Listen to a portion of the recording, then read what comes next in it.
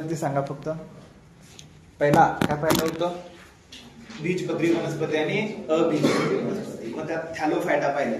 थॅलोफायटाची उदाहरणं म्हणलं तर काय काय? थॅलोफायटाची वैशिष्ट्य सांगा. पहिलं, मूळ खोड पान नसतात. मग मूळ खोड पान नाही तरी पण त्याला वनस्पती म्हणतात का?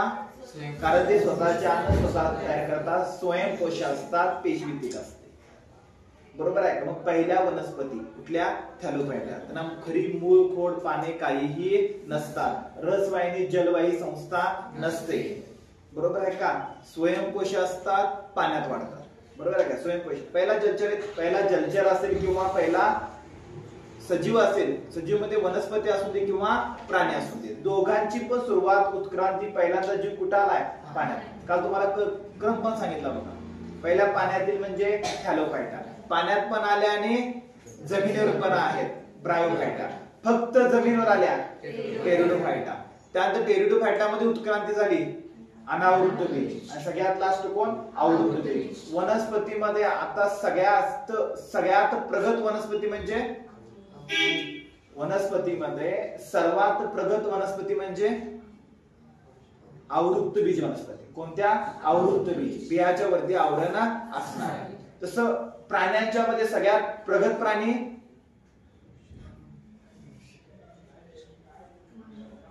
बरोबर आहे का? सस्तन, मॅमल वर्ग. सस्तन हे सगळ्यात प्रगत आहे. उत्क्रांतीमध्ये सस्तन कुठे आहे? सगळ्यात फ्रंटला आहे. त्या सस्तन मध्ये कोण प्रगत असेल तर मनुष्य. आपण प्राण्याच्या वर्गीकरणामध्ये पाहिले ना, पायसेस पाहिले, बरोबर आहे का?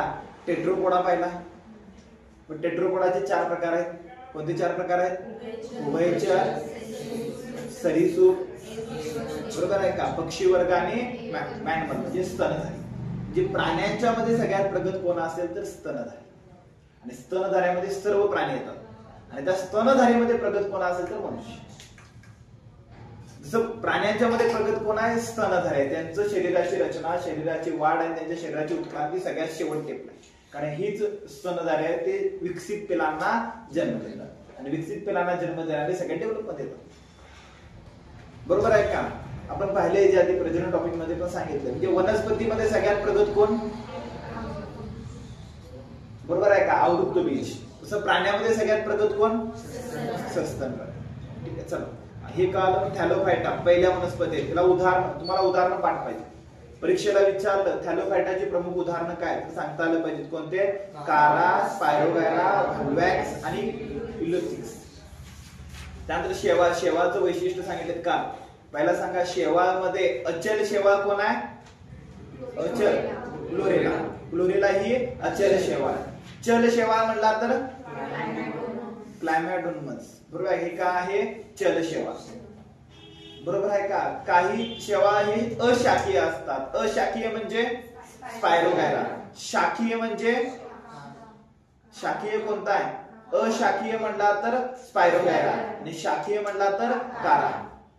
समुद्रतन कुठल्या शेवाळा म्हणतात? बरोबर आहे का? सॅर्गासम. याला काय म्हणतात? समुद्र शेवाळ असं म्हणतात. बरोबर आहे का? शेवाळाचे प्रामुख्याने किती प्रकार पाहायला मिळतात? शेवाळाचे प्रामुख्याने 3 प्रकार पाहायला मिळतात. किती प्रकार आहे? 3. पहिला काय सांगायचं? क्लोरोफिसी, फायोफिसी, रोडोफिसी. ती 3 प्रकार कशाच्या आधारे पडले? त्यांच्या कलर वरून. रोडोफिसी म्हणजे हरित शेवाळ, फायोफिसी म्हणजे ब्राऊन शेवाळ आणि रोडोफिसी म्हणजे लाल शेवाळ. आता हे त्यांना कलर कशामुळे तयार झाले? त्यांच्यात असणाऱ्या वर्णकामुळे. बरं, वर्णक कोणता आहे? उदाहरणार्थ हरित शेवाळमध्ये वर्णक कोणता असतं? क्लोरोफिल ए आणि क्लोरोफिल बी. त्याच्यामुळे त्याला काय कलर प्राप्त होतो? हिरवा कलर. ब्राऊन शेवाळमध्ये कोणता वर्णक असतं? तर फायकोझॅथिन. महत्वाचं कोणतं आहे? फिकोझॅथिन. फिकोझॅथिन हे सगळ्यात महत्वाचं वर्णन आहे. त्या वर्णक आहे, त्यामुळे त्याला कसला कलर प्राप्त झाला? ब्राऊन. आणि रोडोपेसी मध्ये कोणतं वर्णक आहे? फायकोएरिथिन. कोणतं वर्णक आहे? फायकोएरिथिन. त्याच्यामुळे कसला कलर प्राप्त झाला? त्याला लाल कलर प्राप्त झाला. त्यानंतर लिचन काल सांगितलं होतं. बरोबर आहे का? लिचनचं काय आहे? त्याचं सहजीव आहे. कुणाचं सहजीव आहे ते सांगितलं होतं. लिचनचे प्रकार पाहिले. लिचनचं सगळ्यात महत्वाचं आर्थिक महत्व. सगळ्यात महत्वाचं काय सांगितलं होतं, लिचेनचं आर्थिक महत्व. अन्न म्हणून पण वापरतात, बरोबर आहे का. त्यानंतर प्राण्यांसाठी पण अन्न म्हणून वापरतात, औषधी वनस्पती म्हणून वापरतात, औद्योगिक उपयोगामध्ये सुद्धा वापरलं जातं. पुन्हा लिचेनचं पर्यावरणीय सुद्धा महत्व आहे. त्यानंतर पुढं ब्रायोफायटा पाहिलेला. ब्रायोफायटाचे वैशिष्ट्य काय, खरी, मूळ, खोड, पाने नसतात, मुलाब असतं. मुलाबाद्वारे ते पाण्याने क्षाराचं काय करतात, शोषण करतात, बरोबर आहे काय ना. पहिलं काय म्हणतात, उभयचर. उभयचर वनस्पती म्हणजे कोणत्या, ब्रायोफायटा वनस्पती. यांना काय म्हणतात, उभयचर वनस्पती असं म्हणतात. यांच्या 960 जाती आणि 24,000 प्रजाती तुम्हाला पाहायला मिळतात. ह्याचे पण 3 प्रकार पडतात. किती प्रकार आहेत, 3. पहिला लिव्हरवॅट्स, मॉसेस, हॉर्नवॅट्स. किती प्रकार पडतात त्याचे, 3 प्रकार पडतात. ब्रायोफायटाचे किती प्रकार आहेत, 3 प्रकार आहेत. पहिला प्रकार कोणता, लिव्हरवॅट्स, मॉसेस, हॉर्नवॅट्स. लिव्हर हॉर्ट्स म्हणला तर ते अतिशय साध्या वनस्पती आहेत, सावलीमध्ये आढळतात. उदाहरणार्थ रिक्सिया, बरोबर आहे का. उदाहरणार्थ कोणतं, रिक्सिया, बरोबर आहे का. मर्केन्शिया, ह्या 2 नावं लक्षात ठेवा, आयोगाने विचारले. त्यानंतर पुढं मॉसेस म्हणला तर उच्च वर्गामध्ये येतात, जमिनीची धूप रोखण्यासाठी उपयुक्त असतात. उदाहरण म्हणला तर कुठलं उदाहरण लक्षात ठेवायचं, बरोबर, फुनारिया, हे त्याचं प्रमुख उदाहरण आहे. कोणतं, फुनारिया. त्यानंतर 3 नंबरला हॉर्नवॅट्स, बरोबर आहे का. 3 नंबरला हॉर्नवॅट्स, बरोबर आहे का. आणि त्यांच्यातले महत्वाचे उदाहरण लक्षात ठेवा म्हटलं. कधीही त्याचे उपप्रकार अजून जास्त विचारलेले नाहीत, पण आपल्याला करून ठेवायचं. आणि परीक्षेला विचारलं तर त्यांचं काय विचारतात, उदाहरण. तुम्हाला ते काल नोट्स पण काढून आणायला सांगितलं होतं. त्यानंतर पुढे गेला टेरिडोफायटा. टेरिडोफायटांना मूळ, खोड, पान असतात, फुल, फळ, बिया नसतात. पहिल्या या भूचर वनस्पती. भूचर म्हणजे पहिला जमिनीवर येणाऱ्या वनस्पती, बरोबर आहे का. या वार्षिकी पण असतात आणि बहुवार्षिकी पण असतात. वार्षिकी म्हणजे 1 वर्ष, वार्षिकी 1 वर्षासाठी, द्विवार्षिकी 2 वर्षासाठी आणि बहुवार्षिकी आणि वार्षिकी वनस्पतीला फूल, फळ, बिया एकदाच येतात. द्विवार्षिकीला एकदाच येतात, द्विवार्षिकीला 2दा म्हणजे. आणि बहुवार्षिक त्याला अनेकदा फुले, फळे, बिया येतात, बरोबर. त्याची उदाहरणं पण काल पाहिलेत आपण, ठीक आहे. त्यानंतर नेची टेरिडोफायटाचं एवढंच सांगितलं होतं, महत्वाची उदाहरणं लक्षात ठेवा म्हणून सांगितलेलं. यात 2-3 वनस्पती नाव लक्षात ठेवा म्हणून सांगितलेलं. जैविक खत म्हणून कुठल्या वनस्पतीचा वापर केला जातो, जैविक खत म्हणून कुठल्या आहे, एझेलोपिनेटा, बरोबर आहे. एझेलोपिनेटा या वनस्पतीचा वापर काय केला जातो, जैविक खत म्हणून केला जातो. काल एमसीक्यू तो सांगितला ना, बरोबर आहे का. इथपर्यंत सांगितलं होतं, ठीक आहे. त्यानंतर पुढं बीजपत्री वनस्पती पर्यंत काल आपण आलो. बीजपत्री वनस्पतीची वैशिष्ट्य पहिलं काय असणार, फुले, फळे, बिया असणार. पहिलं वैशिष्ट्य काय असणार, फुले, फळे, बिया असणार. सवनी संस्था, सवनी संस्था असणार. जलवाहिन्या असणार, रसवाहिन्या असणार. टेरिडोफायटामध्ये आलं याचा अर्थ पुढच्या ते घटक असणार. उत्क्रांतीमध्ये आधीच्या उत्क्रांतीमध्ये जे अवयव डेव्हलप झालेले असतात, जे पार्ट डेव्हलप झालेले असतात, ते पुढच्या टप्प्यामध्ये येतातच. ते काय कामाचं नसेल तर ऑटोमॅटिक काय होतात, निघून जातात. जसं मनुष्याच्या उत्क्रांतीमध्ये मनुष्य सुरुवातीला माकड होता ना, मग माकडाप्रमाणे आपला पाठीचा कणा होता, शेपूट होती, पण नंतर शेपूट निघून गेलं, फक्त माकड राहिलं. शेपूट का निघून गेली, कारण तिचा उपयोगच नाही ना. शेपुटीचा उपयोग आधी येत होता कशासाठी, जेव्हा उड्या मारत होतो, माकड होतो, तर बॅलन्स करण्यासाठी शेपटीचा उपयोग महत्वाचा होता. पण आता झाडावर कधी चढतो का, झाडावर राहतो का, नाही. झाडावरची फळं तुडून खातो का, नाही. फळाला खाली पाडतो, बरोबर आहे काय, वरती चढायत नाही, बरोबर आहे. मग जेव्हा त्याची उपयोगिता होती तेव्हा त्याचा आपण काय करत होतो, उपयोगिता होती तेव्हा ते अवयव होते. उपयोगिता नाही तर ऑलरेडी उत्क्रांतीमध्ये नामशेष होतात. पण जे उपयोगाचे असतात, कामाचे असतात, ते मात्र पुढे कंटिन्युअसपणे राहतात. काय समजायला का. उदाहरणार्थ तिथं जलवाहिन्या, रसवाहिन्या, पुढे जलवाहिन्या, रसवाहिन्या काय असणार, पुढे दोघांच्यात पण असणार. आणि ऑलरेडी त्यात अनावृत्त असेल किंवा आवृत्त असेल, दोघांच्या मध्ये रसवाहिन्या आणि जलवाहिन्या असणार. त्यानंतर पुढे चला, बीजपत्री वनस्पतीचं वैशिष्ट्य काय आले, काय काय, फुले असणार, फळे असणार, बिया असणार, सवनी संस्था असणार, जलवाहिनी, रसवाहिनी असणार, बहुवार्षिकी, द्विवार्षिकी असतात. बहुवार्षिक आणि द्विवार्षिक असतात. प्रजनन हे लैंगिक पद्धतीनंच होतं. या दोन्ही मध्ये लैंगिकच प्रजनन, कारण फुल आलं, फुल हे कशाचं एकक आहे? प्रजननाचा अवयव आहे. फुल हे प्रजननाचा अवयव आहे. फक्त फरक काय आहे? त्याचे दोन प्रकार आहेत. बीजपत्री वनस्पतीचे किती प्रकार आहेत? दोन, अनावृत्त आणि आवृत्त. अनावृत्त वनस्पती ज्या असतात म्हणजे यांच्या बियाच्या वरती आवरण नसतात, त्यांच्यात मात्र एक फलन घडतं. याच्या आधी शिकवले. एक फलन म्हणजे एकच नर युग्मक आणि एकच मादी युग्मक एकत्र येतात, एकच फलन घडतं. कुठं? ज्यांना बियाच्या वरती आवरण नाही तिथं एक फलन घडतं. आणि ज्यांच्या बियाच्या वरती आवरण आहे, ज्या वनस्पतीच्या बियाच्या वरती आवरण आहे तिथं नेहमी काय घडून येतं? द्विफलन घडून येतं. काय घडून येतं? द्विफलन. बरोबर आहे का? द्विफलन म्हणजे समजतं. त्याच्यात प्रामुख्याने काय पाहायला मिळतं? द्विफलन पाहायला मिळतं. एकापासून काय तयार होते? बी, आणि एकापासून काय तयार होतं? फळ. उदाहरणार्थ आंबा, आंब्याच्या आत कुई आहे, कुई हे काय आहे? बी, आणि त्याच्यावरती रसाळ भाग आहे, तो आपण खातो. काय कुई खातो? रसाळ भाग, ते काय? फळ. मग जिथं बी आणि फळ दोन्ही असतात त्याला काय म्हणायचं? द्विफलन. म्हणजे कुठल्या वनस्पतीमध्ये द्विफलन घडतं? बरोबर आहे का? आवृत्त बीज वनस्पतीमध्ये. कोणत्या वनस्पतीमध्ये? आवृत्त बीज वनस्पतीमध्ये द्विफलन घडतं. दोघांच्या मध्ये लैंगिकच आहे, नाहीतर इकडे लैंगिक आणि अलैंगिक करते. पण लैंगिक मध्ये एक फलन आणि द्विफलन आहे. ठीक आहे, चला इथपर्यंत कळालं. त्याचे दोन प्रकार. पहिला अनावृत्त बीज बघा, त्याची उदाहरणं बघा. बियाच्या वरती संवरणात्मक आवरण नसतात. काय नसतात? त्याला आवरण नसतात. मग त्यांना काय म्हणतात? जिम्नोस्पर्म ही संज्ञा वापरली. त्यांना काय म्हणतात? जिम्नोस्पर्म. ही शब्द लक्षात ठेवा, कारण परीक्षेला अनावृत्त वनस्पती हा शब्द येत नाही. परीक्षेला इंग्लिश शब्द असतो. कोणता शब्द असणार? जिम्नोस्पर्म. जिम्नोस्पर्म म्हणजे अनावृत्त बीज, ज्यांना बियाच्या वरती आवरण नसतात. जिम्नोस्पर्म शब्दाचा अर्थ कळाला? जिम्नोस्पर्म म्हणजे काय? ज्या वनस्पतीच्या बियाच्या वरती आवरण नसते त्यांना काय म्हणतात? जिम्नोस्पर्म. बरोबर आहे का? कळालं जिम्नोस्पर्म म्हणजे काय? त्यानंतर पुढे ह्या वनस्पतींना फळे येत नाहीत. फळे म्हणजे काय? कळालं? फळ ही स्टेटमेंटला आहे डोक्यात ठेवा. फळ फक्त कुणाला येतात? आवृत्त बीजला. फळ कुणाला येतात? फक्त आवृत्त बीजला. याच्या आधी आपण 4 घटक पाहिलेत बघा. पहिला थॅलोफायटा, ब्रायोफायटा, टेरिडोफायटा, आणि आता आलं अनावृत्त बीज. चारी मध्ये फळ कुठंच नाही. फळ पहिल्यांदा कुठं आलं? आवृत्त बीज. त्याचा उपयोग आम्ही करतो काय म्हणून? अन्न म्हणून. बरोबर, त्याचा उपयोग आपण अन्न म्हणून करतो. फळ आपण खातो ना, म्हणजे फळ हे फक्त कुणाला आलंय? आम्हाला कळतं अरे आवृत्त अनावृत्त बीज फळ असणार की? फक्त बिया असतात, बियाच्या वरती आवरण नसतं. बियाच्या वरती आवरण आहे त्यालाच काय म्हणतात? फळ. म्हणजे ते स्टेटमेंट लक्षात ठेवा. मला आठवतंय मागच्या टायमाला काही क्लासच्या विद्यार्थ्यांनी म्हणजे पहिल्या दुसऱ्या बॅच मध्ये हे ऑप्शन आहे ते स्पेलिंग मिस्टेक म्हणलं होतं, स्पेलिंग मिस्टेक, की त्याचं चुकलंय.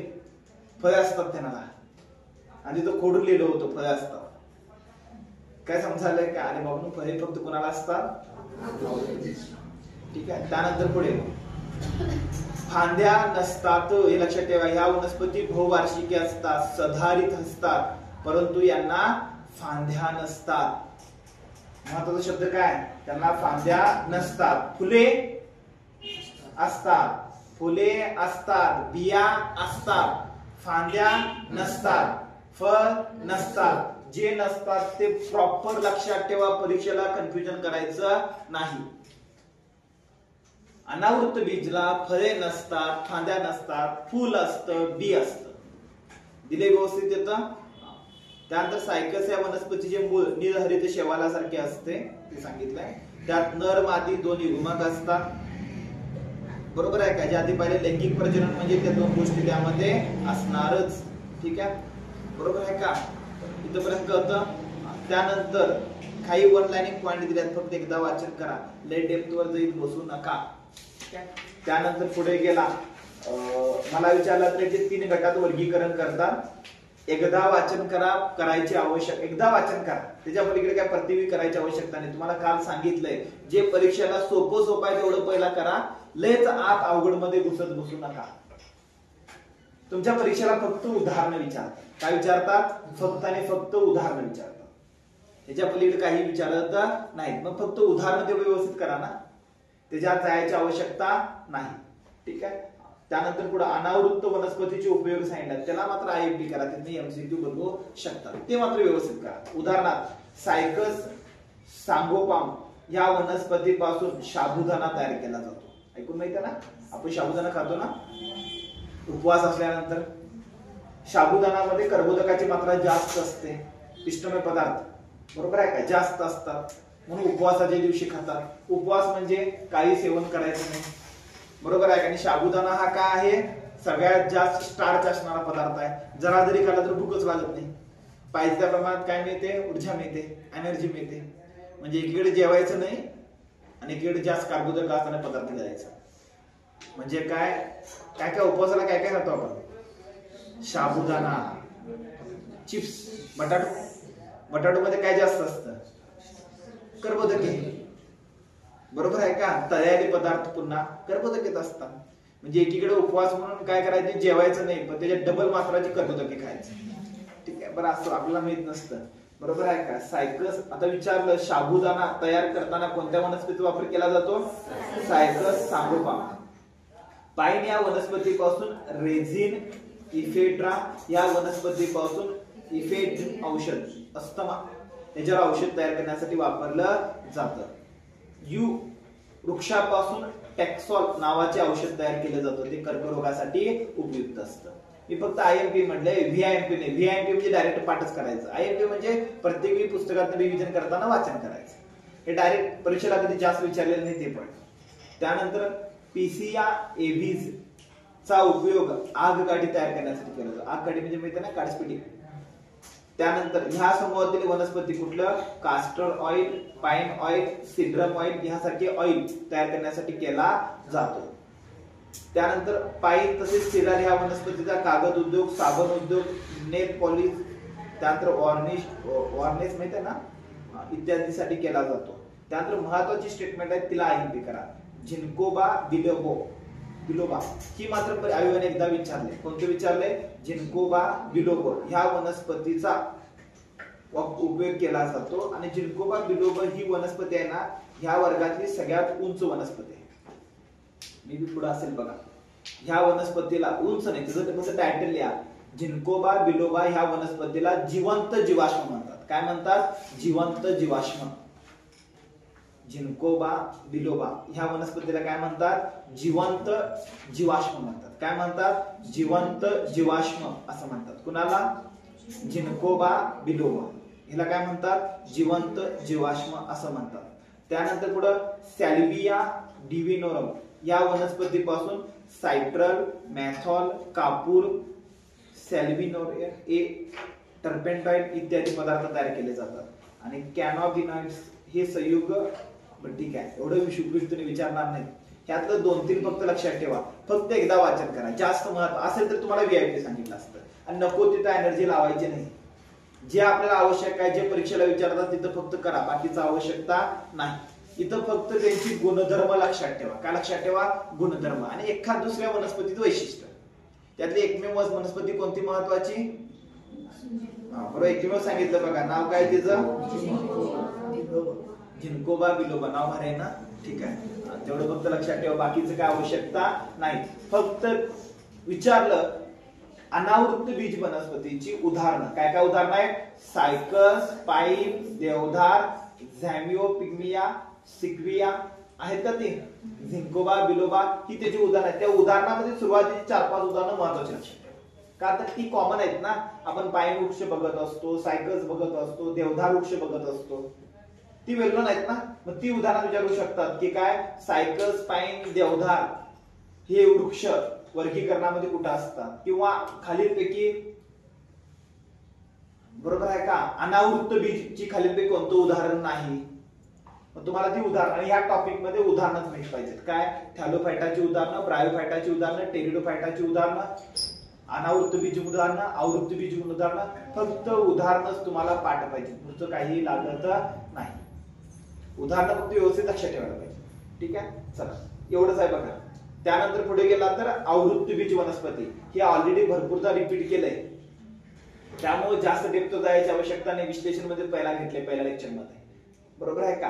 आवृत्तीबीज वनस्पती म्हणजे काय लक्षात ठेवायचं, बियाच्या वरती आवरण असणारे. वैशिष्ट्य काय असणार, फूल असणार, फळ असणार, बी असणार, फांद्या असणार, सगळेच घटक असणार, द्विफलन पण घडणार, सगळेच बघा तिथं. ह्या वनस्पतीला बियाच्या वरती आवरण असते, बरोबर आहे का. या गटात भिन्न आकाराच्या वनस्पती पाहायला मिळतात. ओल्फिया ही जगातील सर्वात सूक्ष्म वनस्पती या गटात पाहायला मिळते. तर युकॅलिप्टस ही वनस्पतीची उंची 100 मीटर इतकी असते, जे सगळ्यात उंच सगळ्यात लहान पर्यंत वनस्पती इथं पाहायला मिळतात. ठीक आहे. या वनस्पती बहुवार्षिकी असतात, द्विवार्षिकी असतात, वार्षिक असतात. याचा अर्थ जाती सांगितलाय. यांच्या जलवाहिन्या रसवाहिन्या उती असतात. सूक्ष्म बीजाणू परागकण निर्मिती होते, द्विफलन घडून येतं. यांच्यामध्ये काय घडून येतं, द्विफलन घडून येतं. एकातून बी बनते, एकातून फळ बनतं. ह्याचे प्रामुख्याने 2 प्रकार पडतात. ह्याचे प्रामुख्याने किती प्रकार पाहायला मिळतात, 2 प्रकार पाहायला मिळतात. एकाला म्हणतात एकदल आणि दुसऱ्याला म्हणतात द्विदल. एकदल आणि द्विदल.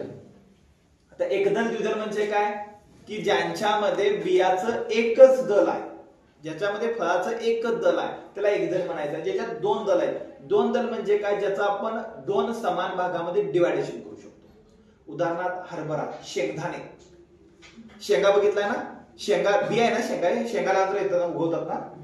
मग शेंगाचं तुम्ही विभाजन केला, 2 समान भाग तयार होतात की नाही, होतात.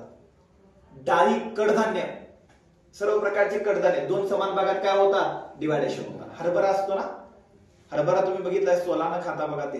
त्या हरभरा वाळवला, फोडला, 2 हरभऱ्याची डाळ तयार होते, ही वेगळं आणि ही वेगळं.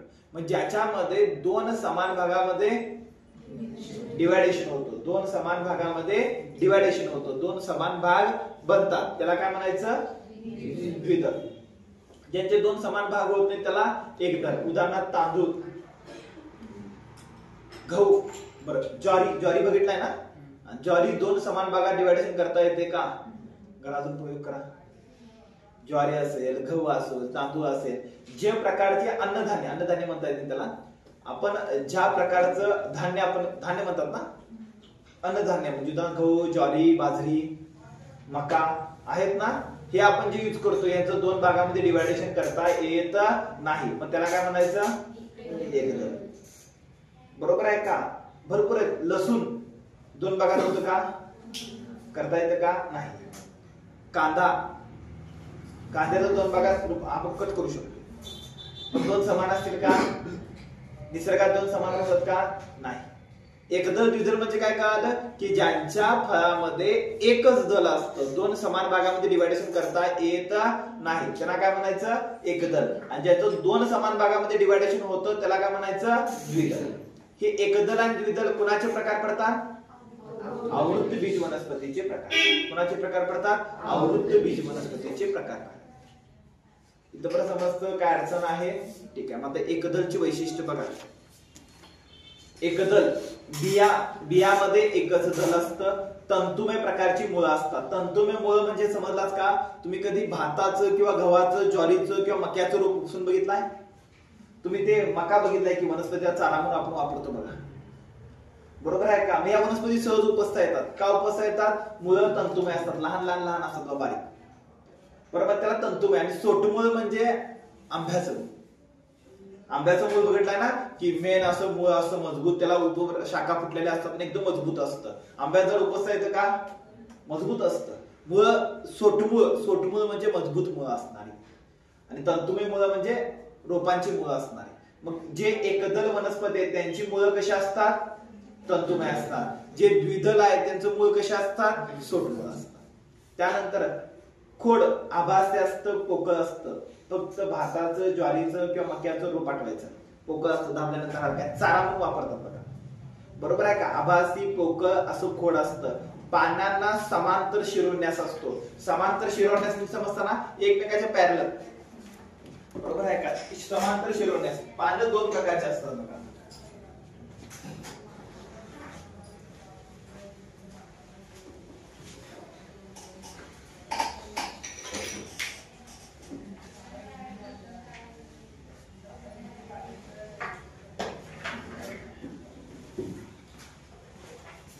पानं दोन प्रकारचे पाहायला मिळतात. तुम्ही पान निरीक्षण केलं, लहानपणी डायग्राम काढलाय,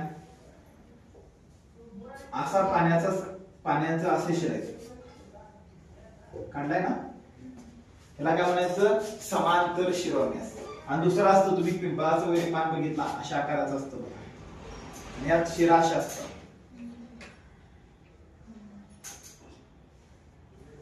शाखा फुटलेल्या असतात, बरोबर आहे का. जे इथं समांतर असतात का, असं हे समांतर शिरवण्यास, आणि हा जाळीदार शिरवण्यास, बरोबर आहे का. जे एकदल असतात, ज्या वनस्पती काय असतात, एकदल असतात, त्यांचा शिरवण्यास कसा असतो, समांतर. आणि ज्या वनस्पती कशा आहेत, द्विदल आहेत, त्यांचा शिरवण्यास कसा असतो, जाळीदार. उदाहरणार्थ आंब्याचं झाड, आंब्याचं पान बघितलंय का, आंब्याच्या पानामध्ये फांद्या एकमेकाला फुटून काय केलेले असतात, पसरले असतात.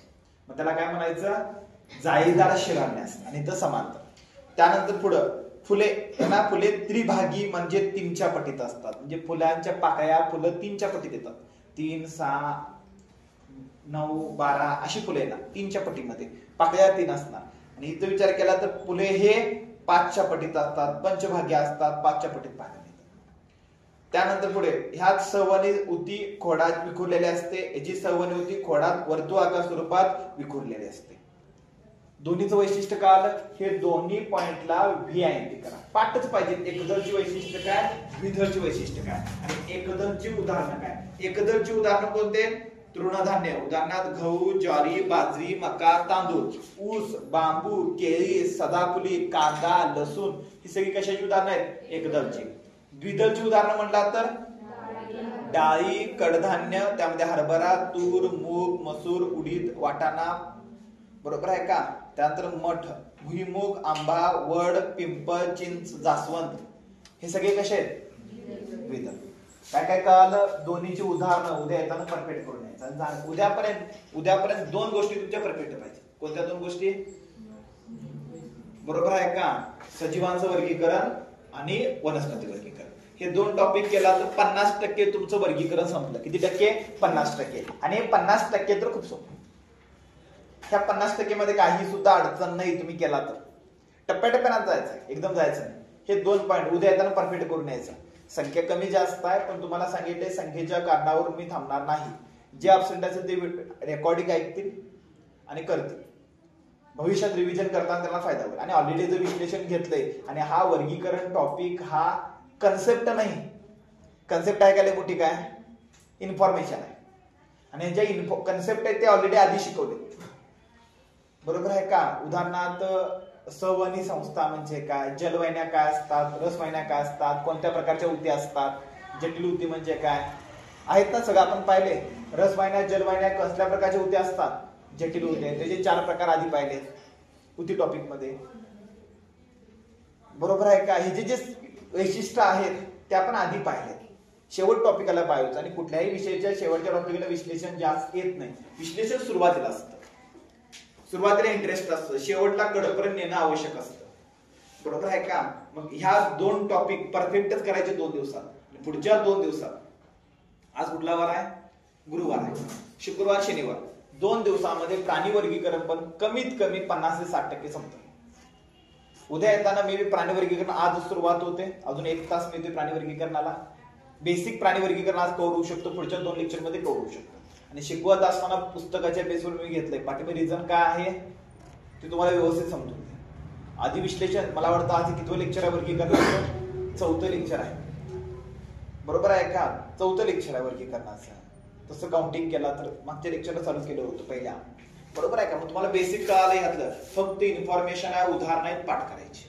इथं अनावृत्ताने आवृत्त झालं. त्यानंतर आवृत्त बीज वनस्पतीचे उपयोग सांगितल्यात, घरातून एकदा वाचन करा.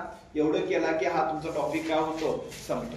ह्या झालेल्या 2 टॉपिकचं पहिला रिव्हिजन करू, मग पुढे. रिव्हिजन काय करत ऑलरेडी तुम्हाला ते पाठ झाल्यासारखं आहे, बरोबर आहे. एकदा फक्त सांगा, मगाशी पण घेतलंय. सजीवांचं वर्गीकरण म्हणला तर पहिला काय येणार, टॉपिकचे पॉईंट सांगायचे. पहिला टॉपिक कोणता येणार, सजीवांच्या वर्गीकरणामध्ये पहिला काय होणार, सजीवांच्या वर्गीकरणाचा इतिहास, द्विनाम पद्धत, बरोबर आहे का. त्यानंतर कार्ल लिनियसची पंचसृष्टी वर्गीकरण, मे बी झालंय व्यवस्थित.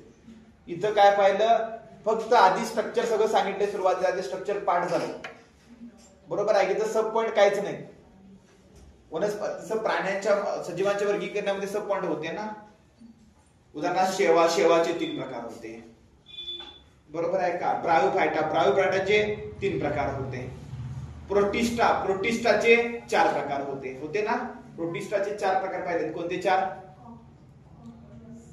प्रोटिस्टाचे प्रकार किती होते? 4. वनस्पती सदृश प्रोटिस्टा, प्राणी सदृश प्रोटिस्टा, कवक सदृश प्रोटिस्टा आणि युग्निनाइट्स.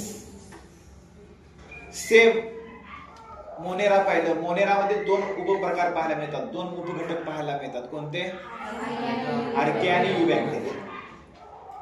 शेवाचे पण 3 प्रकार पाहायला मिळतात. मग अशी पाहिलं फ्लोरोफेसी, फॉलोफेसी, बरोबर आहे का. बरोबर आहे का. आणि 3 नंबरला रोडोफेसी. फॉलोफेसी, रोडोफेसी आणि फ्लोरोफेसी, बरोबर आहे का. त्याचे उपप्रकार होते. इथे काय उपप्रकार आहेत का? नाही, त्यामुळे लगेच होते. आणि असले तरी ते थॅलोफायटाचे, ब्रायोफायटाचे उपप्रकारमध्ये लगेच आत जाऊ नका, आणि एवढं विचारात नक्कीच करा. आणि आपल्याला पहिला सोपं आहेत ते सॉल्व्ह करा, पास होतो. नंतर अवघडच बघू, बरोबर आहे का. आयोग 15 क्वेश्चन सायन्स मधून विचारत असेल तर 15 मधले 10 ते 12 सोपे विचारतात. आमचं टार्गेट आहे 10 ते 12 जे सोपे आहेत त्यातले 8 ते 9 बरोबर आणायचे. सुरुवातीला सांगितलंय सायन्स मध्ये 15 पैकी 15 आणणं शक्यच नाही. कितीही टॉपचा क्लास केला, कितीही टॉपच्या पद्धतीने शिकवलं तरी 15 पैकी 15 कुणालाच येत नाही, कुठल्याच विषयात येत नाही. आणि एखादा व्यक्ती जर 15 पैकी 15 एका विषयात आणत असेल तर त्याचं सिलेक्शन कधीच होत नाही. हे पण तेवढं सत्य आहे, कारण हे सामान्य अध्ययनचा पेपर आहे. इथं तुम्हाला परफेक्शन करायचं नाही. सगळे विषय थोडे थोडे माहित पाहिजे. राज्यशास्त्रापैकी 15 पैकी 10-12 आहे पाहिजे. अर्थशास्त्रामध्ये 15 पैकी 10-12, विज्ञानमध्ये 15 पैकी 7-8, इतिहासामध्ये 15 पैकी 7-8, गणित बुद्धिमत्तेला 20 पैकी 15. ह्यात तुमचे 4 विषय परफेक्ट पाहिजेत. उदाहरणार्थ राज्यशास्त्र, अर्थशास्त्र, गणित बुद्धिमत्ता, कारण हे परीक्षेला जास्त मार्क आलाय. इतिहास, भूगोल, विज्ञान हा बिनभरोशाचा आहे. विज्ञानची व्याप्ती लय मोठी आहे. फिजिक्स आहे, केमिस्ट्री आहे, बायो आहे, पुन्हा टेक्नॉलॉजी आहे. सुरुवाती लेक्चर मध्ये सांगितले सगळं, बरोबर आहे का. मी एवढं विज्ञान केला तर 15 मार्काला आहे. त्यात क्वेश्चन विज्ञानचे अवघड असतात, सहजासहजी सुटत नाहीत. पण टार्गेट काय? 15 पैकी 10 क्वेश्चन सोपे असणार आहेत. ह्या 10 पैकी 7 ते 8 काय करायचे आपल्याला? बरोबर आणायचे. किती बरोबर आणायचे? 7 ते 8 बरोबर आणायचे. काय समजायला काय? तेवढं वर्किंग तेवढंच करायचं ना, समजतं. मग त्या अनुषंगाने तुमचे प्रयत्न करायचे. तेवढेच मार्क बरोबर आहे पाहिजे, तेवढा स्कोर चांगला यायला पाहिजे, समजतं. मग अवघड क्वेश्चनच्या नादाला लागायचं नाही. सोपे आणि मिडियम आहे तेवढे फक्त घ्यायला शिका. विज्ञानामध्ये मी सुरुवातीला आधीपासून सांगतोय, तरी सुद्धा विज्ञान शिकवताना तुम्हाला डेप्थवर शिकवले, डिटेल मध्ये शिकवले, बरोबर आहे. ठीक आहे, 2 पॉइंट झाले. ठीक आहे, तिसरं घ्या आता प्राण्यांचं वर्गीकरण. प्राण्यांचं वर्गीकरणाचा पहिला चार्ट सांगा तुम्हाला, जो पाठ आहे, बरोबर. प्राण्यांचं वर्गीकरण पहिल्यांदा 2 भागामध्ये केलंय, आहे लक्षात. प्राण्यांचं वर्गीकरणाचा चार्ट पहिला घेतला आहे का, कुठे गेलाय? प्राण्यांचं वर्गीकरण करताना पहिला 2 भागामध्ये केलं. पहिलं होतं एकपेशीय प्राणी आणि बहुपेशीय प्राणी. आता एकपेशीय प्राणी कुठे येतात? प्रोटिस्टा. आणि एकपेशीय कारण का?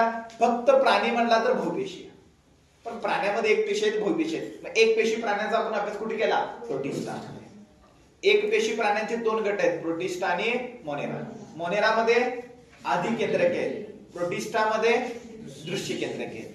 मग बरोबर आहे, प्रोटिस्टामध्ये दृश्य केंद्रकी, मोनेरामध्ये अधिकेंद्रकी, बरोबर आहे का. मग प्राण्यांचे प्रकार पाहताना एकपेशी प्राणी आधीच पाहिले, त्याचा एक वर्ग पण पाहिला. त्या वर्गाला काय म्हणतात? प्रोटोझोआ वर्ग. बहुपेशी प्राणी त्यांना काय म्हणतात? मेटाझोआ. बहुपेशी प्राणी त्यांना काय म्हणतात? मेटाझोआ. मेटाझोआचे प्रकार किती पडतात? 2. मेटाझोआचे प्रकार किती पडतात? 2. पहिला आहे तो असमपुष्ठरज्जू प्राणी, दुसरा आहे तो समपुष्ठरज्जू प्राणी. असमपुष्ठरज्जू प्राणी म्हणजे पाठीचा कणा नसणारे, समपुष्ठरज्जू प्राणी म्हणजे पाठीचा कणा असणारे. असमपुष्ठरज्जू प्राण्याचे प्रकार किती? 10. किती प्रकार आहेत? 10. पहिला संघ पेरिफेरा, दुसरा संघ निडारिया किंवा सिलेक्टराटा, बरोबर आहे का. संघ सिलेक्टराटा. तिसरा संघ टिनोफेरा. तिसरा काय तो? संघ टिनोफेरा. चौथा संघ पॅल्टीहेल्थिमस. पाचवा संघ ऍस्कॅरी हेल्थिमस, संघ ऍस्कॅरी हेल्थिमस, बरोबर आहे का. त्यानंतर सहावा प्रकार संघ, बरोबर आहे का, ऍनिलिडा, संघ ऍनिलिडा, संघ आर्थोपाडा, संघ आर्थोपाडा, संघ मोलुस्का, संघ मोलुस्का, संघ इकायनोमाटा, संघ इकायनोमाटा, नववा प्रकार झाला. आणि दहावा प्रकार संघ हेमिकोर्डाटा. हेमिकोर्डाटा की कोर्डाटाला प्राथमिक अवस्थेमध्ये काय हेमिकोर्डाटा.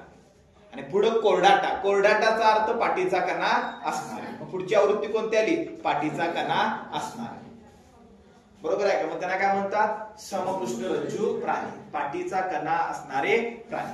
समपृष्ठरज्जू प्राण्याचे 3 प्रकार पडतात. समपृष्ठरज्जू प्राण्याचे किती प्रकार पडतात, 3. पहिला बरोबर आहे युरोकोर्डाटा, दुसरा सेम्प्लिकोर्डाटा, तिसरा व्हर्टेब्रेटा. समपृष्ठरज्जू प्राण्याचे पाठीचा कणा असणाऱ्या प्राण्याचे 3 प्रकार पाहायला मिळतात. किती 3 प्रकार आहेत, पहिला युरोकोर्डाटा, सेम्प्लिकोर्डाटा, व्हर्टेब्रेटा. व्हर्टेब्रेटाचे 2 प्रकार पडतात. व्हर्टेब्रेटाचे 2 प्रकार पडतात. पहिला ऍग्नाथा आणि दुसरा नॅर्थोस्टोमाटा. एक ऍग्नाथा आणि दुसरं नॅर्थोस्टोमाटा. नॅर्थोस्टोमाटाचे 2 प्रकार पडतात.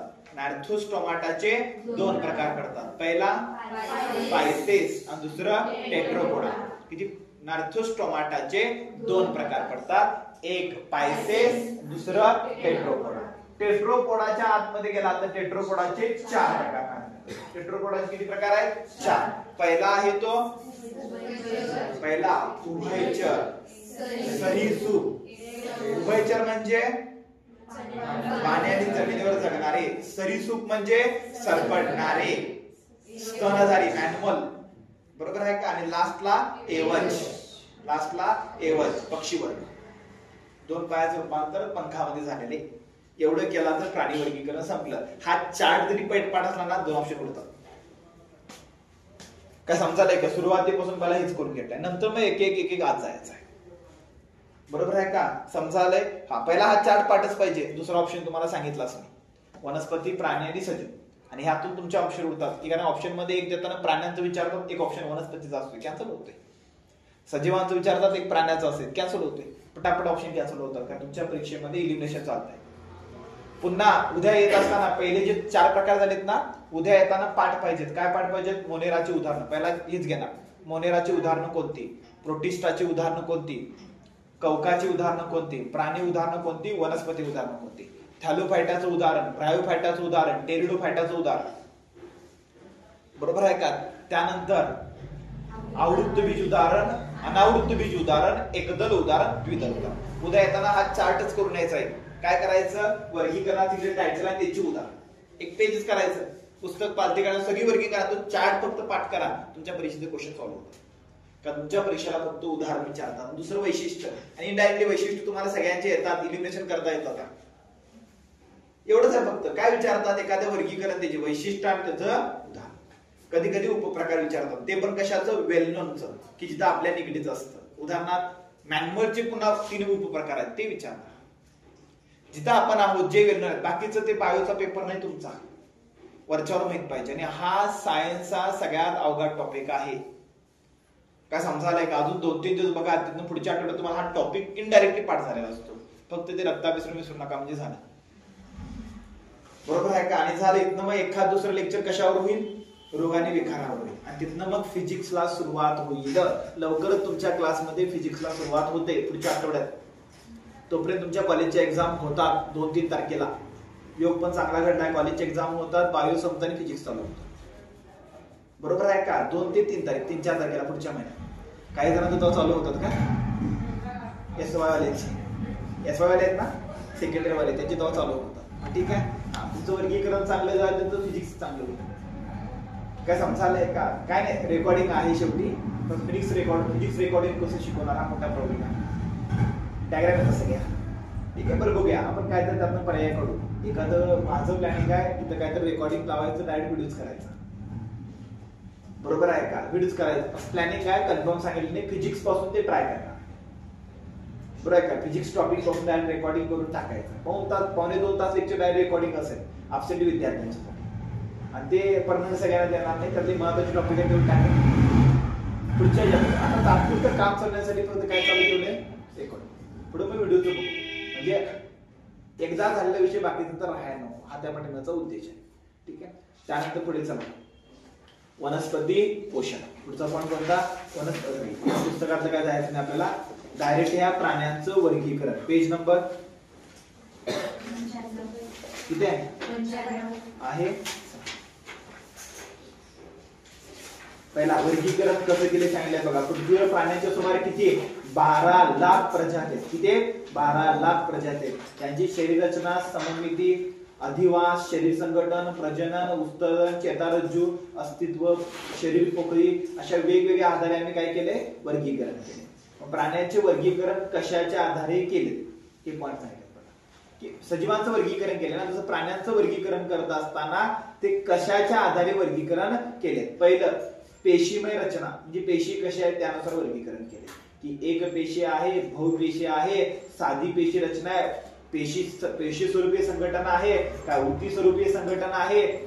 आता तुम्हाला माहित आहे पेशी स्वरूपीय संघटन म्हणजे फक्त पेशी एकत्र आले. उती स्तरीय संघटन म्हणजे अनेक उती बनल्यात आणि एकत्र आले. पेशी म्हणजे 4-5 पेशी एकत्र आल्याने काय बनला? प्राणी बनला. मग त्याला काय म्हणायचं? पेशी स्तरीय संघटन.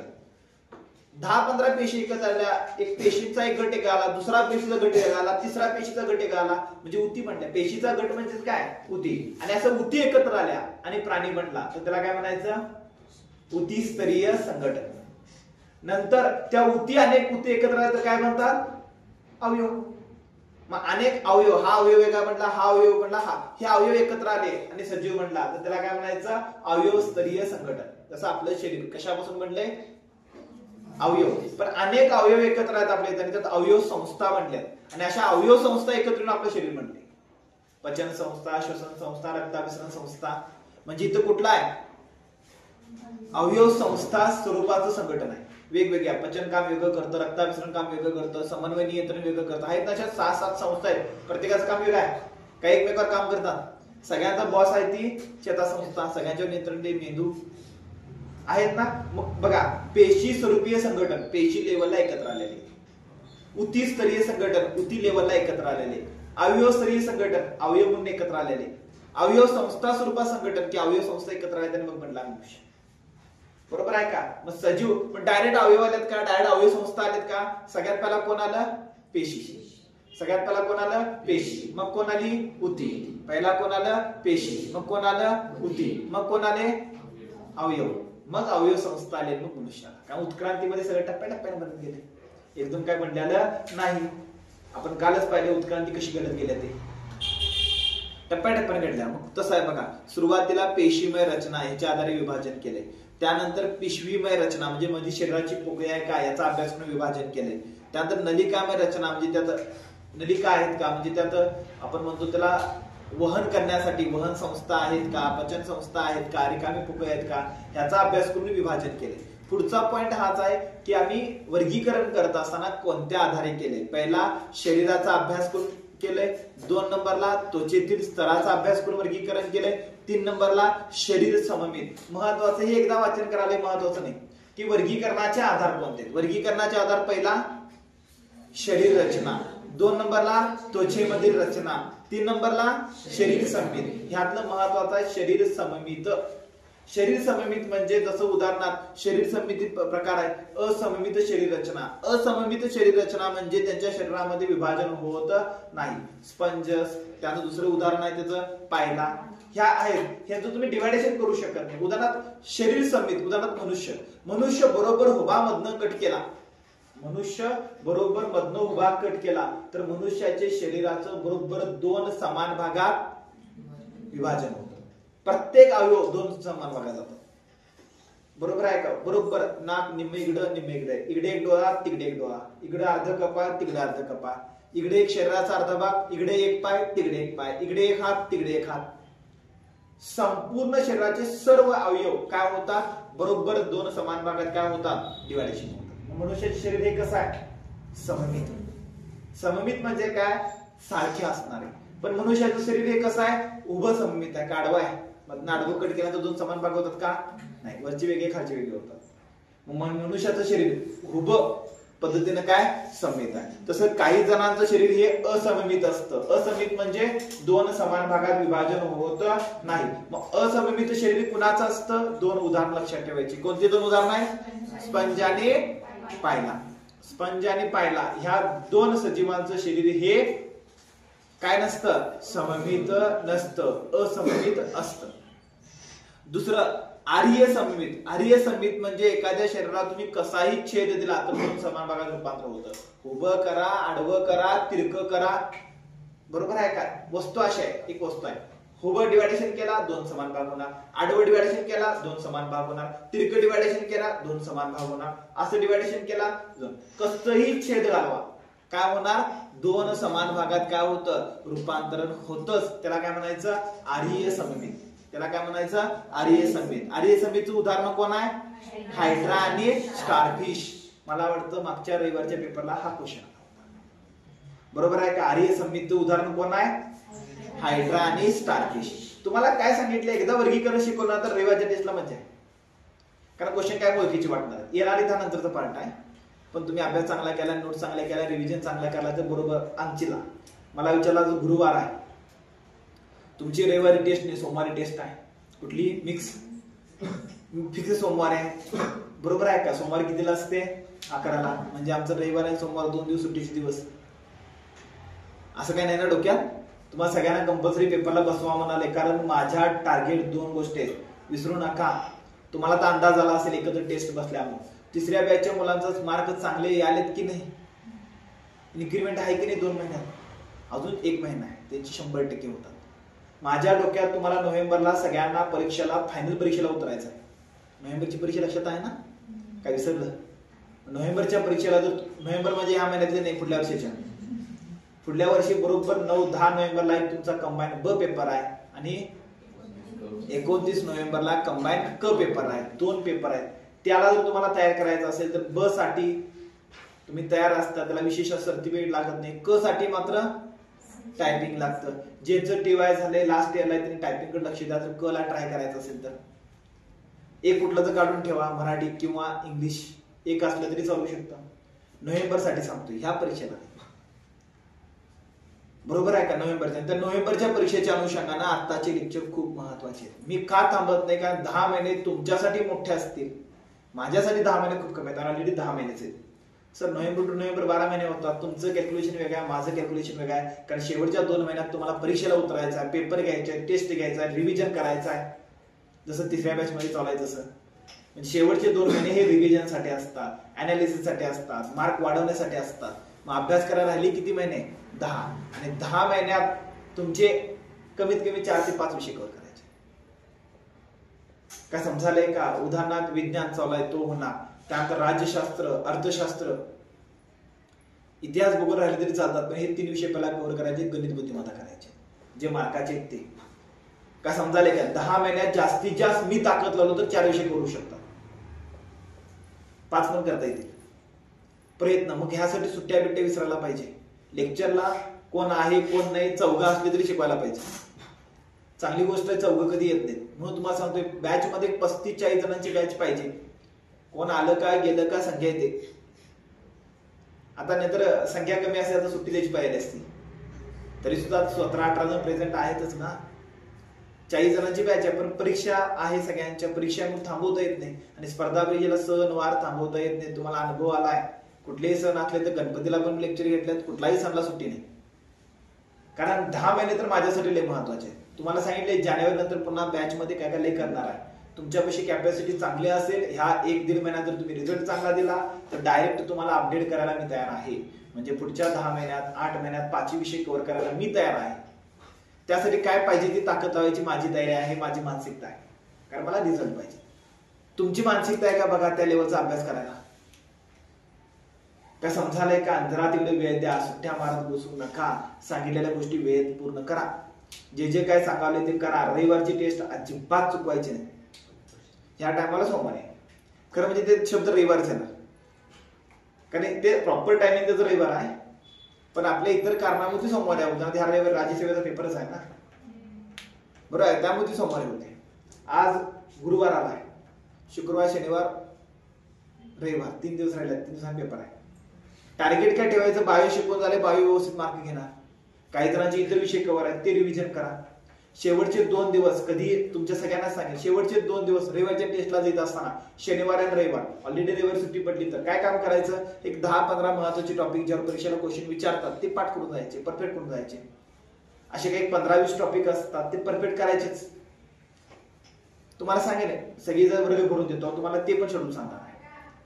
काय समजायला काय की 20 टॉपिकच्या डायरेक्ट झेरॉक्स देणार आहे. कलमाची लिस्ट असेल, वर्गीकरणाच्या नोट्स असतील, ग्रंथी टॉपिक असेल, विकासाच्या संकल्पना असतील, जे भविष्यात तुम्हाला शिकवणार आहे. पण आता वेळ नाही, पण असे 15-20 टॉपिक आहेत त्यावर 100% क्वेश्चन असतोच. त्या 20 टॉपिकचं डायरेक्ट झेरॉक्स तुम्हाला देणार आहे. आणि प्रत्येक रविवारी येत असताना आदले 2 दिवस ते 20 टॉपिक वाचन करून घ्यायचे. काय करायचे, वाचन दर आठवड्याला करायचे. काय समजायलाय का, असे 2-3 महिने केल्यानंतर ते 20 टॉपिक परफेक्ट होतात. तुमचे मार्क 30-35 यायला चालू होतात. 30-35 मध्ये सन्मानजनक स्कोर. हे मला टार्गेट आहे तुमच्या 4 महिन्याचं पुढचं.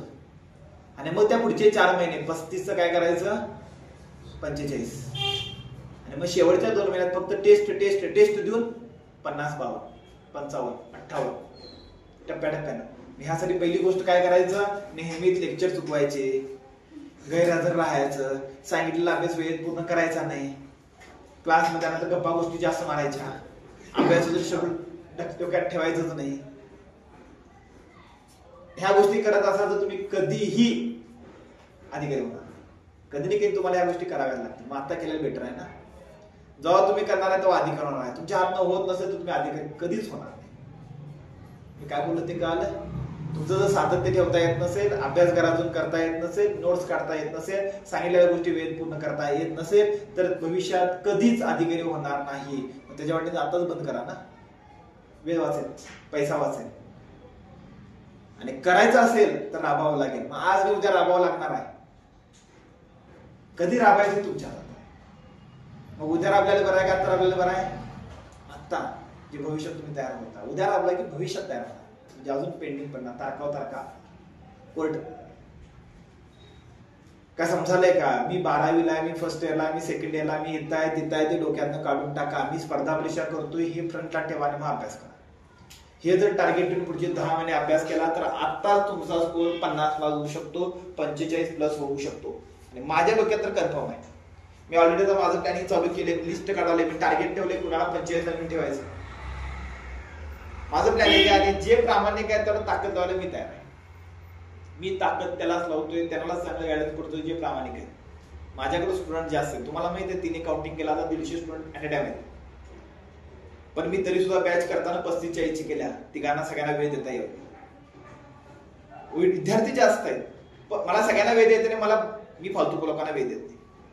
जे आयाराम आहेत, गयाराम आहेत, जे सांगितलेल्या गोष्टी करत नाहीत, ज्यांच्यात जागरूकता नाही, जे धडपडत नाहीत, त्यांना वेळ घालवणं म्हणजे वाया. कारण ते करणारच नाही, ते टिकणारच नाहीत. त्यांना वेळ घालवणं म्हणजे वेळ वाया गेल्यासारखं आहे. मग ज्याच्या क्षमता आहे, क्षमता म्हणजे त्यांचे मार्ग चांगले ते नव्हे. क्षमता आहे म्हणजे जे आत्म ओरिजिनल आहे, त्यांना राबायची तयारी आहे, ज्यांची सातत्य आहे, जे प्रामाणिक आहे, जे धडपडतात ते. मी मार्कावरनं कधी विद्यार्थी डिसाईड करत नाही. तुम्ही अकॅडमिक चांगले होते नाही, तुम्ही इथं 6-7 महिने कसं तुमची वर्तणूक आहे त्यावरून डिसाईड होते. वर्तणूक महत्वाची असते, मार्क नाही. भलेही त्याला वाचायला येत नाही, लिहायला येत नाही, पण रात्री 8-9 पर्यंत इथंच अभ्यासला बसतंय, रात्री 12 पर्यंत राबतंय, सकाळी उठून परत अभ्यास करतोय, वाचन येत नाही पण धडपडतंय, प्रयत्न करतंय, ते अधिकारी करते. आणि माझ्यासाठी ते विद्यार्थी महत्वाचे, आणि ते विद्यार्थी महाकाळ घेतात. आणि माझा अनुभव आहे 3 प्रकारचे विद्यार्थी असतात. विद्यार्थी 3 प्रकारचे. एक सुपिरियर हुशार, अकॅडमिकल हुशार असतात, 10वी टॉपर, 12वी topper, BA topper, BCom topper. दुसरे मीडियम 70च्या रेंजचे, आणि तिसरे 50च्या खाली, 50-45चे. स्पर्धा परीक्षेला यातली कुठली मुलं क्वालिफाय होतात? ही पहिले आहेत ना, अजिबात होत नाही. पहिले म्हणजे कोण? सुपिरियर हुशार, अकॅडमिकल हुशार असतात. इकडे चालत नाही. अकॅडमिकल काय रे, एक विषय रट्टा मारून जायचा, लिहून आणायचा. इथे एका पेपरला 6 विषय, काय रट्टा मारणार आहेत? मग असे चालत नाही तिथं. आणि यांच्यात एक सुपेरिटी असे, मी लई छान आहे, मला लई येतंय, मला एकदा वाचन केले की समजतंय, आणि मग कधी अभ्यासच करत नाही. का? मला येतोय, मी नंतर करेन, परीक्षा आल्यानंतर करेन, आता एन्जॉय करतो, आता फिरतो, आता हे करतो, आता ते करतो, कारण मी हुशार आहे. बाकीचे आडगेत, जे 5 वर्ष स्पर्धा परीक्षा ते आडगेत, 5 वर्षाची स्पर्धा परीक्षा करायला ते आडगेत, त्याला काही येत नाही. मी हुशार आहे, मी एका वर्षात करतोय. अशा आता ते कधीच होत. तुमच्यात पण काही तसे असले तर डोक्यात काढून टाका.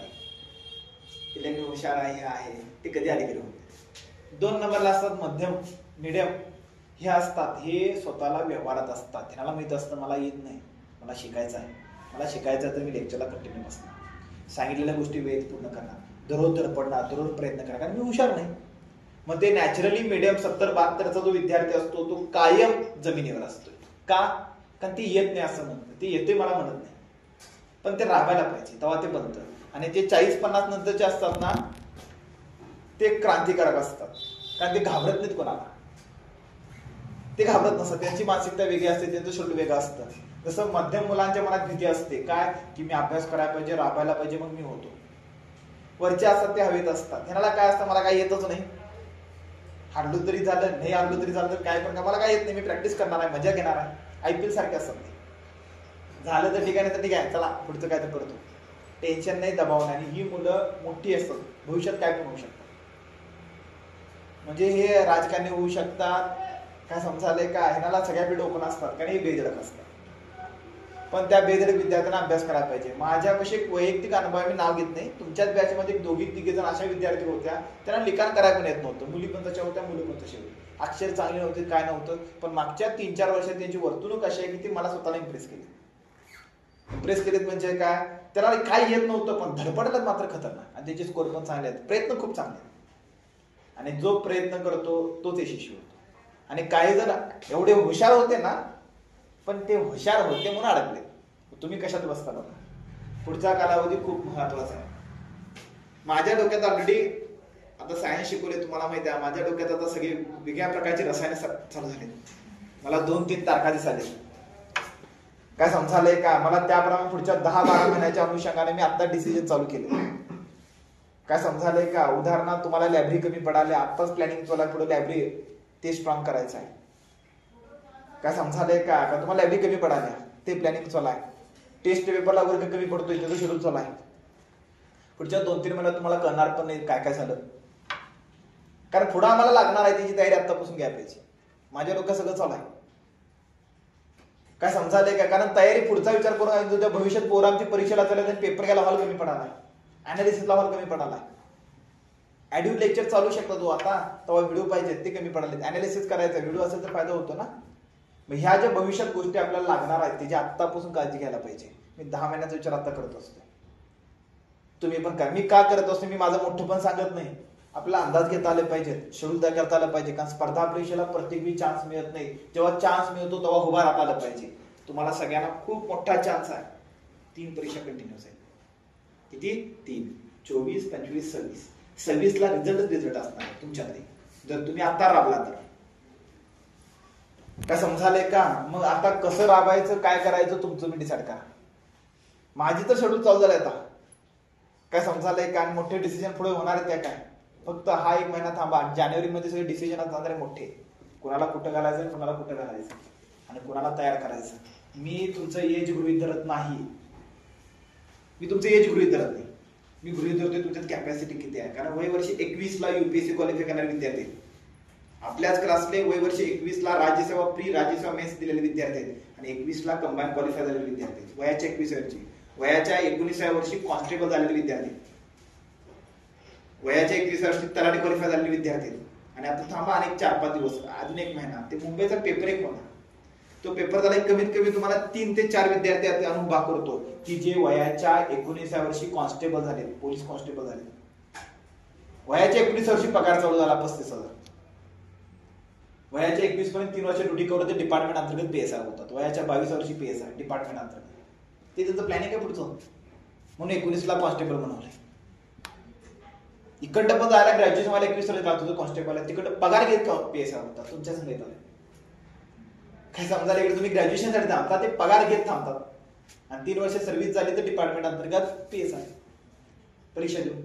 आणि ती सोपी असते, ओपन मधनं फाईट करणं लय अवघड आहे, पण आत जाणं लय सोपं आहे.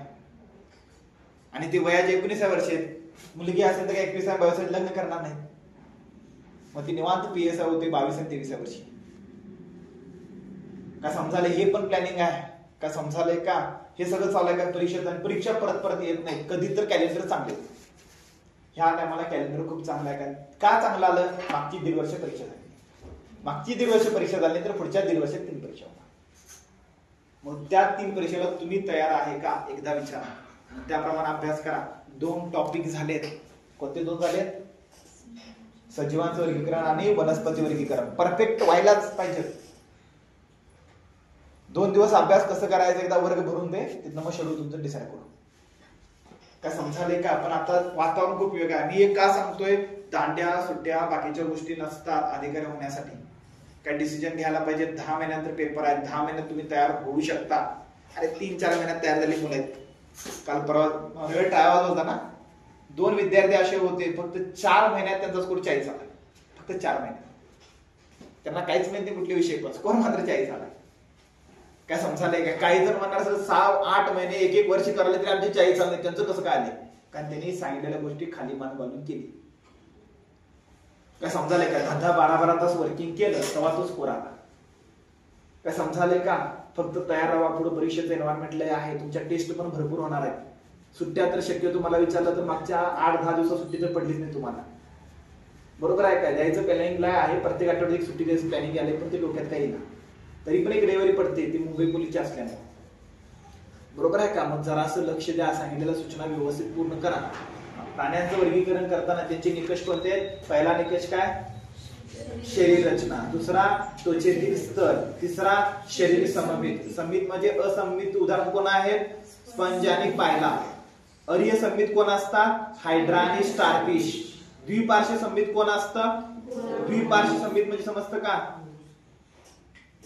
एकच अक्ष असतो, तो बरोबर मधनं कट केला तर 2 भागामध्ये काय होतं? डिवायडेशन होतं. त्याला काय म्हणतात? द्विपार्श्व सममित. उदाहरणार्थ गोलीकृमी, गांडूळ, आर्थोपाडा, मोलुस्का, हेमिकोडगाटा ह्यातले सगळे प्राणी कसे असतात? द्विपार्श्व सममित. त्यानंतर शरीरात पोकळी असणारे. पोकळी म्हणजे रिकामी जागा असणारे. अपोकळीयुक्त शरीर असणारे पोरीफेरा संघ पॅल्टिहेल्थिमस. आभासी पोकळी असणारे ऍस्केमिथिस गोलकृमी. पोकळ शरीर असणारे ऍनिलिडा. तिन्ही डायरेक्ट उदाहरण लक्षात ठेवा. नावावरून कळतं. अपोकळीयुक्त शरीर म्हणजे काय कळतं? शरीरात पोकळीच नसणारे. आभासी पोकळी तात्पुरती पोकळी आहे, तात्पुरती दिसते. आणि पोकळी शरीर असणारे. फक्त काय लक्षात ठेवायचं? उदाहरण एकदा सांगा, पुढचं द्या. अपोकळीयुक्त शरीर असणारे पोरीफेरा संघ पॅल्टिहेल्थिमस सिलेक्टोराटा. आभासी पोकळीयुक्त शरीर असणारे गोलकृमी. त्याला मराठीत गोलकृमी म्हणतात. काय समजायलंय का? आणि पोकळ शरीर असणारे ऍनिलिडा. ह्या संघातील उदाहरण पाठ करा. सगळ्यात महत्वाचं त्याची इंग्लिश शब्द. अपोकळीयुक्त शरीर त्याला काय म्हणतात? ऍस्टिलोमॅक्स. काय म्हणतात? ऍस्टिलोमॅक्स. आभासी पोकळीयुक्त असणारे सिलोनिमस आणि पोकळ शरीर असणारे सिलोमॅक्स. ही इंग्लिश नावं लक्षात ठेवा. परीक्षेला इंग्लिश नाव असतात, मराठी नावे नव्हे. शरीर खंडमय असणारे. खंडमय म्हणजे काय कळतं का? उदाहरणार्थ तुम्ही बघितलाय ना, त्याला काय म्हणतात? डायग्राम दिलाय किती आपण गुगल, त्याला काय म्हणतात? झुरण.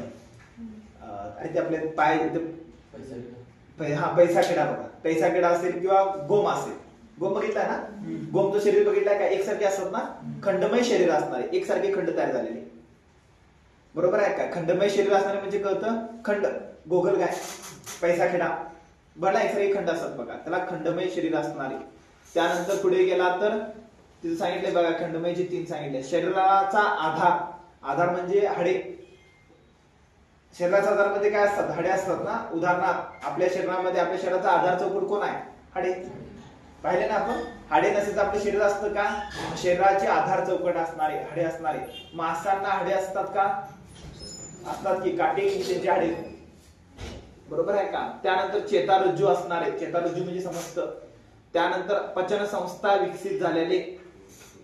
काही प्राण्यांमध्ये पचन संस्था नसते. उदाहरणार्थ कोण? पोलिफेरा, सिलेक्टोराटा, टिनोफेरा. सुरुवातीचे 3 यांच्यात पचन संस्था नाही. त्याच्या पुढे मात्र पचन संस्था आली. पॅल्टिहेल्थिमस असेल, बरोबर आहे का? ऍस्केरिझिमस असेल, ऍनिलिडा असेल, आर्थोपाडा असेल. मोलुस्का त्याच्या पुढचा घटक पचन संस्था यायला सुरुवात झाली. रक्ताभिसरण संस्था असणारे. रक्ताभिसरण संस्थेचे दोन प्रकार आहेत. कोणते दोन प्रकार आहेत? खुली रक्ताभिसरण संस्था आणि ओपन रक्ताभिसरण संस्था शिकवले. खुली रक्ताभिसरण कसं आहे, ते रक्त कसं असतं, ओपन मध्ये कसं असतं शिकवलं, आता ते सांगत नाही. त्यानंतर प्रजनन पद्धती कशी आहेत, प्रजननचे प्रकार पाहिले, लैंगिक आहेत काय अलैंगिक आहेत. लैंगिक बरोबर आहे का? अलैंगिक मध्ये पण प्रकार आहेत. अलैंगिकचे प्रकार कोणते? दोन आहेत. एक पेशीमध्ये असणारं, बहुपेशीमध्ये असणारं. एक पेशीमध्ये असणारं विभाजन, विखंडन, मुकुलाय बरोबर आहे का? बहुपेशीमध्ये असणारं कलिकाय, खंडीभवन, शाखीय प्रजनन, बीजाणुधानीय प्रजनन आहेत ना. प्रजनन कसं होतं? लैंगिक प्रजनन पण दोन प्रकारचे. कोणते दोन प्रकार आहेत?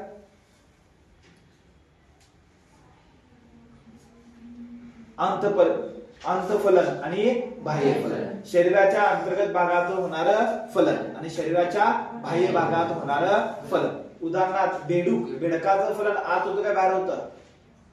बेडूक फलन कसं होतं? बाह्य फलन. शिकवली तुम्हाला बरोबर आहे का? बेडूक आपलं स्पर्म कुठं सोडतो? पाण्यात बरोबर आहे का? आणि त्यात स्पर्म काय होतं? दोन्ही कुठं? पाण्यात एकत्र येतात. ते नर आणि मादी युग्म कुठे एकत्र येतात? पाण्यात. आणि मग काय बनते? आई. मग आई हळूहळू विकसित होत, मग टेडपोड म्हणजे ते पाण्यातले ते डिंब बनतं बघा. नंतर त्याचं शेपूट कट होतं आणि बेडूक बनतो. मग त्याचं फलन शरीराच्या आत झालं का? शरीराच्या बाहेर झालं. मनुष्याचं फलन, प्राण्यांचं फलन, मनुष्याचं फलन कुठं होतं? शरीराच्या अंतर्गत भागात. लैंगिक प्रजननाचे किती प्रकार आहेत? दोन. अंतफलन आणि बाह्यफलन. शरीराच्या अंतर्गत भागात होणारं, शरीराच्या बाहेर भागात. मग हे सगळे घटक आहेत बघा प्रजनन पद्धती. ह्या सगळ्या गोष्टीचा अभ्यास करून आम्ही काय केलं? वर्गीकरण केलं. म्हणजे प्राण्यांचं वर्गीकरण करताना कोणत्या निकषाच्या आधारे केलंय? प्राण्यांचं वर्गीकरण करताना पहिला शरीर रचना, त्वचा, शरीर सममित, शरीराची पोकळी, शरीराचा आधार, चेतारज्जू, पचन संस्था, रक्ताभिसरण संस्था, प्रजनन संस्था, अशा 8 ते 10 घटकांचा अभ्यास करून आम्ही प्राण्यांचं काय केलं? वर्गीकरण केलं. प्राण्यांचं वर्गीकरण करताना प्रमुख दोन भागात वर्गीकरण केलं. पहिला असमपुष्ठरज्जू प्राणी, दुसरा समपुष्ठरज्जू प्राणी. असमपुष्ठरज्जू प्राण्याचे 10 प्रकार, समपुष्ठरज्जू प्राण्याचे 3 प्रकार. कोणते 3? युरोकोर्डाटा, सिम्प्लिकोर्डाटा, व्हर्टॅब्रेटा. व्हर्टॅब्रेटाचे 2 प्रकार, अॅग्नाटा, नार्थोस्टोमाटा. नार्थोस्टोमाटाचे 2 प्रकार. कोणते 2 प्रकार? पायसेस आणि टेट्रोपाटा आहेत ना. मग हे सगळं उपप्रकार पडत गेलेत. कशाच्या आधारे पडत गेलेत? त्या 10 घटकाच्या. का समजायलंय का? ह्या 10 घटकांचा अभ्यास करून आम्ही काय केले? वर्गीकरण केले. त्यातलं पहिले 2 वर्गीकरण कोणते? असमपुष्ठरज्जू प्राणी आणि समपुष्ठरज्जू प्राणी. असमपुष्ठरज्जू प्राण्याचे वैशिष्ट्य बघा. चेतारज्जू नसतो.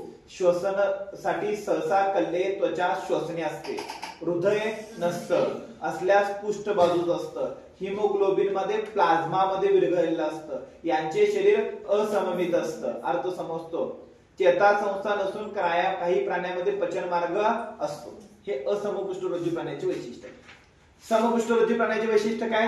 ह्या प्राण्यामध्ये चेतारज्जू असतो. श्वसनासाठी कल्ले, विदरक, त्वचा, फुफ्फुस असतात. हृदय असते. वेगवेगळ्या प्राण्यामध्ये वेगवेगळे कप्पे असतात. यांचे शरीर द्विपार्श्वी संमित असतं, म्हणजे 2 भागामध्ये डिव्हायडेशन होतं. आणि ह्यामध्ये विकसित चेता संस्था असते, मेंदू असतो. 60,000 पेक्षा जास्त प्रजाती पाहायला मिळतात. इकडे 12 लाखापेक्षा जास्त प्रजाती. कशामध्ये? असमपुष्ठरज्जू. 2 काल दोन्ही वैशिष्ट्य पाठच पाहिजे. व्हीआयपी करून टाका तिथं. असमपुष्ठरज्जू प्राण्याचे वैशिष्ट्ये आणि समपुष्ठरज्जू प्राण्याचे वैशिष्ट्ये तुम्हाला पाठच पाहिजेत. त्यात काही व्हीआयपी ते स्टेटमेंट तुमच्या परीक्षेला असतात सोप्या मिडियम क्वेश्चन मध्ये. बरोबर आहे का? मेंदू कुणाला आहे, चेतारज्जू कुणाला आहे, चेता बरोबर आहे का? समजा पाठीचा कोणाला आहे, कुणाला नाही. पाठीचा कणा ज्याला आहे त्याची वैशिष्ट्य काय काय वैशिष्ट्य? चेतारज्जू असतोय, त्वचा, फुफ्फुसे यांच्याद्वारे श्वसन करतात. हृदय असतं, शरीर द्विपार्श्वी संमित असतं, चेता संस्था असते, मेंदू असतो. तिकडची वैशिष्ट्य आणि इकडची वैशिष्ट्ये माहित पाहिजेत. आणि मग त्यातला पहिला असमपृष्ठ रज्जू प्राणी, त्याचे किती प्रकार आहेत? 10. पहिला प्रकार पुस्तकात कोणते 10 आहेत बघा. पहिला आहे संघ पेरिफेरा, दुसरा संघ निढारिया, त्यालाच काय म्हणतात? सेलेंटोराटा. तिसरा प्रकार आहे त्याला काय म्हणतात? संघ टिनोफेरा. तिसरा प्रकार आहे त्याला काय म्हणतात? संघ टिनोफेरा. चौथा प्रकार आहे त्याला म्हणतात संघ पॅटीहेल्थिमस. चौथा प्रकार आहे त्याला काय म्हणतात? संघ पॅटीहेल्थिमस. पाचवा प्रकार आहे त्याला म्हणतात संघ ॲनिलिडा. पाचवा प्रकार, सहावा बरोबर आहे ना? पाचवा प्रकार आहे. पाचवा प्रकार आहे त्याला काय म्हणतात? संघ ॲस्कॅरिहेल्थिमस. बरोबर आहे का? निमेटोहेल्थिमस म्हणतात, निमेटोडा म्हणतात त्याला. त्यानंतर सहावा प्रकार संघ ॲनिलिडा. सातवा प्रकार संघ आर्थ्रोपोडा. आठवा प्रकार येतो संघ मोलुस्का. नववा प्रकार येतो संघ निकॅडोमाटा. आणि 10वा प्रकार आहे संघ हेमिकोडाटा. आपण ज्या प्रकारे 10 प्रकार पडले तेच त्या पुस्तकामध्ये क्रमाने आहेत. एकदा रिपीट करा. पहिला येतो संघ पेरिफेरा, दुसरा संघ निढारिया सिलेंटोराटा, तिसरा संघ टिनोफेरा, संघ टिनोफेरा. चौथा प्रकार पॅटीहेल्थिमस. पाचवा प्रकार ॲस्कॅरिहेल्थिमस. सहावा ॲनिलिडा. सातवा आर्थ्रोपोडा. आठवा मोलुस्का. नववा निकॅडोमाटा आणि 10वा हेमिकोडाटा. 10 प्रकार. एवढं तर कळलं का? ही आता एवढी मोठी गोष्ट आहे. आता उद्या येत असताना पुढचं पण काम सांग. उद्या येत असताना हे 10 प्रकार एका खाली लिहायचे एका पेजवर आणि त्याच्या पुढे त्याचे उदाहरण लिहायचे आहेत. पुस्तक तुमच्यापाशी वाचन पण आज करू नका. उद्याचं काम काय?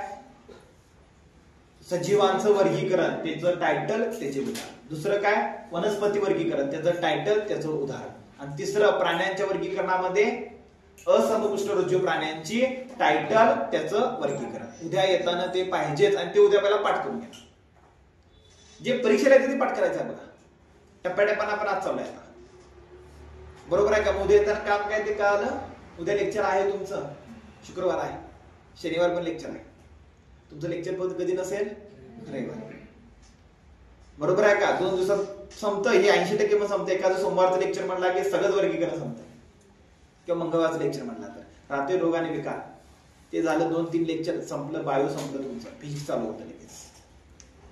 शेवट टप्प्यात आलोय. तुमच्या नोट्स कुठं पण बघा. राहिले असेल तर त्याच्या कामाला लागा. ते व्यवस्थित कव्हर करा. बायो टॉपचं झालंय.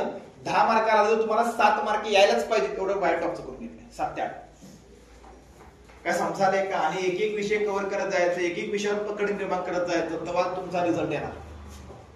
काय समजालंय का? थेंबे थेंबे तळे साचे. एक एक गोष्टी व्यवस्थित करत जायच्या. ठीक आहे. चला त्यानंतर संघ पोरी एक एक सांगितले बघा. संघ पोरीफेरा. पहिला घटक कोणता आला? संघ पोरीफेरा. बरं ठीक आहे. उद्याचं लेक्चर असेल. उद्या हे 10च्या 10 पाठ पाहू. उद्या काय 10 घेणार आहे ते कळालं. तुम्ही येताना काय करू नये, टप्प्याटप्प्यानं जो एकदम मी पुढे जायचे लोड होतो. बरोबर आहे. आज काम पण भरपूर सांगितलंय. इथंच थांबेल मी. मला विचारला तर मागचे 4-5 दिवस संख्या पण कमी आहे, लेक्चर जास्त वेळ घेतली नाहीत. बरोबर 2ला थांबवलंय, 12:30ला चालू केले. 1.5 तास सेशन झाले. बरोबर आहे का? पण जे झाले ते व्यवस्थित घेतले. तुम्ही सुद्धा घरात जाऊन ते व्यवस्थित करा. उद्याचं काम काय ते कळालं. हे 10च्या 10 प्रकार उद्या वाचन करून यायचेच. उद्या हे 10 प्रकार परफेक्ट करायचे. परवा दिवशी त्याचे प्रकार कुठले? समपृष्ठ रज्जू प्राण्यांचे. झालं. 2 लेक्चर मध्ये संपलं. उद्या येताना काम काय करायचं? 10च्या 10 प्रकार व्यवस्थित करायच्या. पुस्तकातून वाचन करून यायचं. नोट्स करून यायच्या नाही. नोट्स शिकवल्यानंतर. आणि आता काही कॅन्सल पण होतात. उदाहरणार्थ बघा. संघ पोरीफेराचे 3 उपप्रकार आहेत. बरोबर आहे का? काय करायचं नाही, कॅन्सल करून टाकायचं. एवढा जायचं. संघ निढारियाचे पण बरोबर आहे का? संघ निढारियाचे पण 3 उपप्रकार आहेत. कॅन्सल करून टाकायचं. काय समजा तर सांगेन तुम्हाला. एवढा आत शिरायचं नाही आपल्याला. डोक्याच्या वरून सगळंच येईल. संघ पेरिफेरा म्हणजे काय? त्याची 4-5 वैशिष्ट्य उदाहरण. बास. संघ निढारिया 4-5 वैशिष्ट्य उदाहरण. बास. एवढंच करायचं आहे. जे अति महत्वाचं तिथं सांगेन तुम्हाला. हा हे जरा जास्त करा. उदाहरणार्थ आर्थ्रोपोडा जास्त करा. पण आर्थ्रोपोडाचे उपप्रकार 40 ते 50 आहेत. सगळे करणार का? का? आर्थ्रोपोडा ह्या सजीवांच्या वर्गीकरणामध्ये सगळ्यात मोठा कोण असेल तर तो आर्थ्रोपोडा. सगळ्यात मोठा म्हणजे सगळ्यात मोठे सजीव, सर्वाधिक सजीव, सगळ्यात मोठा संघ कोणता? आर्थ्रोपोडा. सर्वात जास्त प्रजाती कुठे आहेत? आर्थ्रोपोडामध्ये. ढास, माशी. बरोबर आहे का? सगळे तिथे येतात. पुढे शिकवणार आहे. फुलपाखरू, बरोबर आहे का? भरपूर आहेत, नंतर शिकवेन. बरोबर आहे का? मग कुठं ताकद लावायचं, कुठं कमी करायचं नंतर शिकवेन. उद्याचं काम काय ते कळालं. उद्या येताना उदाहरणाचा चार्ट घेऊन यायचं, मी चेक करेन मग आधी. काय